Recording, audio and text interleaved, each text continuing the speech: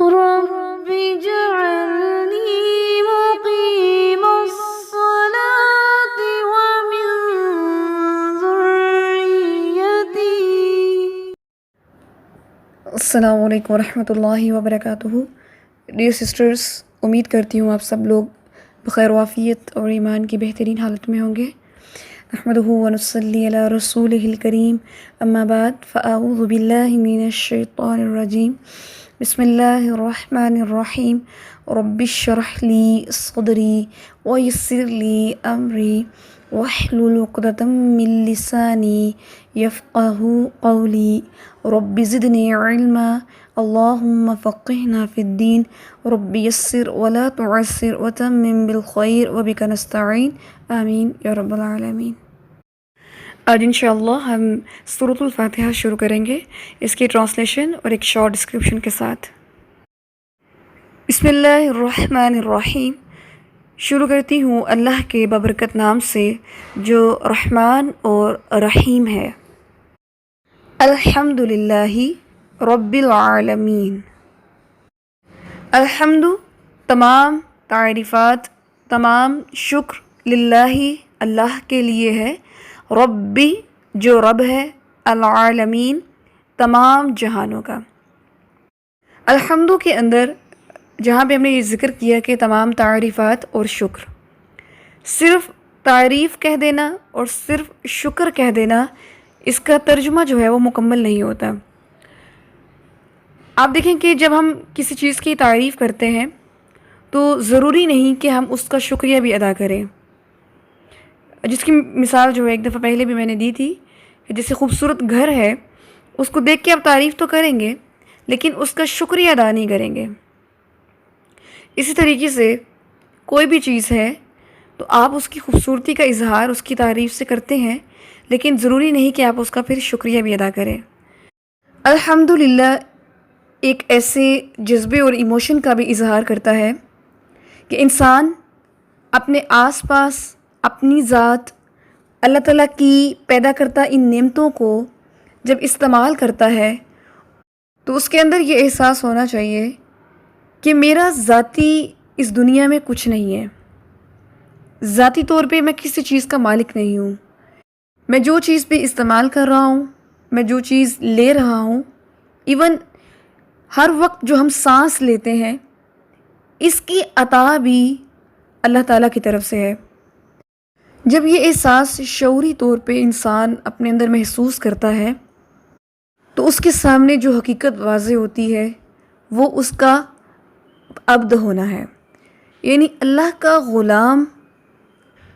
ہمیں کب محسوس ہوتا ہے کہ میں اللہ کا غلام ہوں یا میں اللہ کی بندی ہوں؟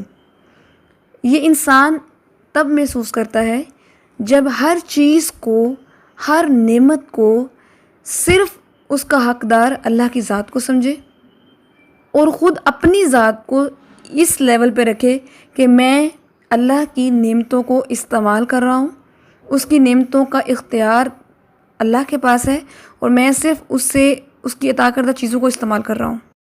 اس احساس کے آ جانے کے بعد کہ انسان اگر سانس بھی لے رہا ہے، اگر اس کی آنکھیں جھپک رہی ہیں، اگر اس کا دل دھڑک رہا ہے، اگر اس کو رزق مل رہا ہے، اگر اس کی زندگی کے تمام اس کے کام چل رہے ہیں، تو ان تمام نعمتوں کے جواب میں انسان کی زبان اور اس کے دل سے ایک ہی کلمہ نکلتا بھی ہے اور نکلنا چاہیے بھی، الحمدللہ، کہ اللہ تیرا شکر ہے، تیری ہی تعریف ہے۔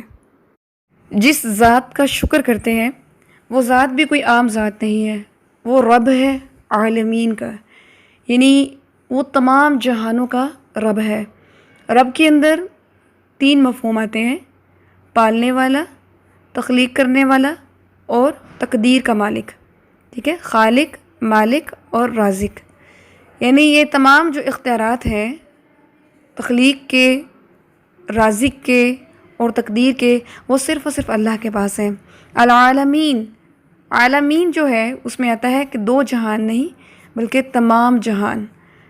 اب آپ دیکھیں کہ سورہ فاتحہ کی آغاز میں ہی اللہ تعالیٰ اپنی ذات کا ایک تعارف دے رہے ہیں۔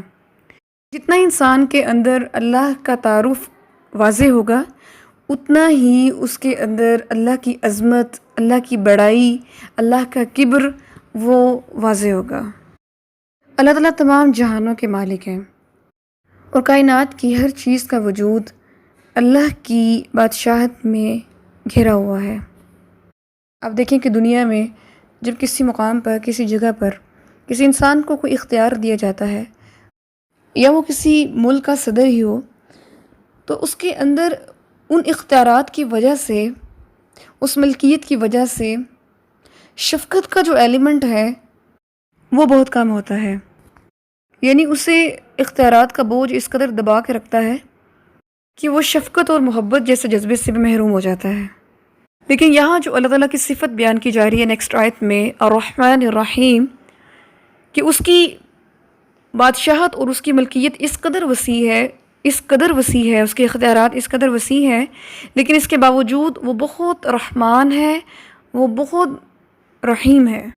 یعنی ہم سے تو یہ ہوتا ہے نا کہ ہمارے اوپر کوئی ڈیوٹی ہو، کوئی ذمہ داری ہو، تو بعض اوقات ہم اس ڈیوٹی اور اس ذمہ داری میں اتنا انوالو ہوتے ہیں کہ ہم اس کی وجہ سے کسی دوسرے کے ساتھ مسکرا بھی نہیں سکتے، اور ہمارا ہوتا ہے کہ ہمارے ذہن پہ سوار ہے کوئی چیز، جب تک وہ ادا نہیں ہو جائے گی ہم اس سے ریلیکس نہیں ہوں گے۔ لیکن اللہ تعالیٰ اپنے ان تمام اختیارات کے باوجود بھی اپنی شفقت اور اپنی رحمت سے کسی کو متاثر نہیں کرتے۔ ہر کام، ہر چیز اپنے مقررہ وقت اور اپنی مقررہ حدود کے اندر پایہ تکمیل تک پہنچ جاتی ہے۔